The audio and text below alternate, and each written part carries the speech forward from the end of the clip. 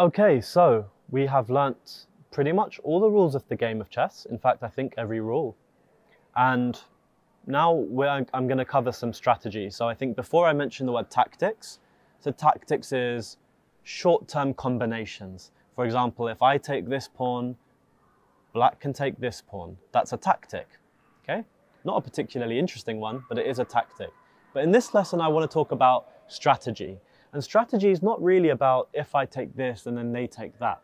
Strategy is about how should I place my pieces so that they will serve me the best.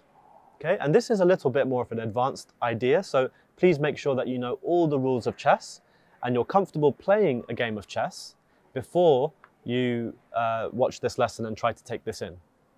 So when you start a game of chess, there are what we call opening principles. And these opening principles are a guide as to how we should play the game of chess. So for example, I could do this move, okay, perfectly legal, nothing wrong with it in terms of following the rules of chess, but any good chess player would tell you that this is a bad move. Why is it a bad move?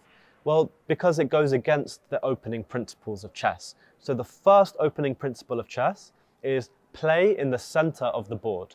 So as you can see, this chessboard has a center, which is actually 4 squares. There's no one square that's the very center, okay? It's 4 squares. And using algebraic notation, the names of those squares are E4, D4, E5, and D5. So those are the central squares. Now, playing in the center means either occupy those squares with your pieces, okay, or control them with your pieces. So occupying means literally put your pieces on those squares. Normally it will be pawns that will be occupying the central squares. For example, a very common opening looks like this.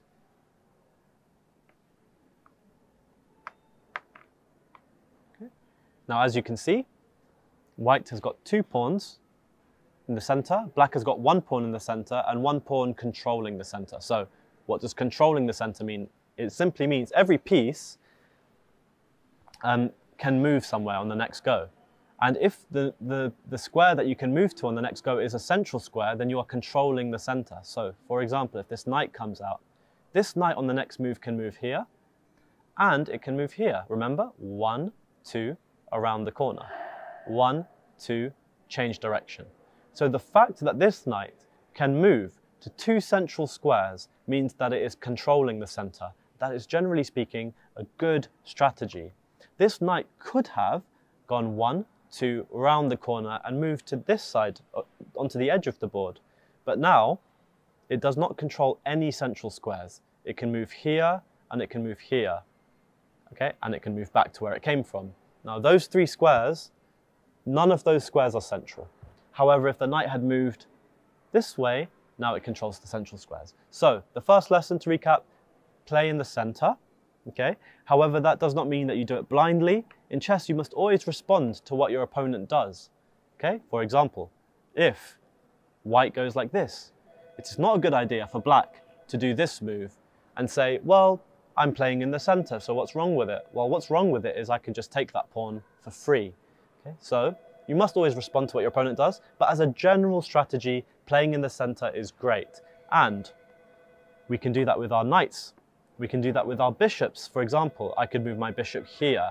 Much better to move my bishop here than to move it here, where first of all it will just get taken, but secondly it doesn't control the center. Here controls the center, okay? And that's why a lot of chess positions, you'll see that players are playing in the center of the board. They're not doing stuff like this. Okay, this is quite a beginnerish type game where nobody is controlling the center. Okay, and if you're playing someone who doesn't know that and you control the center and they don't, then very quickly you're going to have a strategic advantage. For example, if black doesn't know this rule and white does, you know, and black is playing moves like this, already you would say white is winning this game because white has a really good control of the center and black does not. Okay, on to the next opening principle.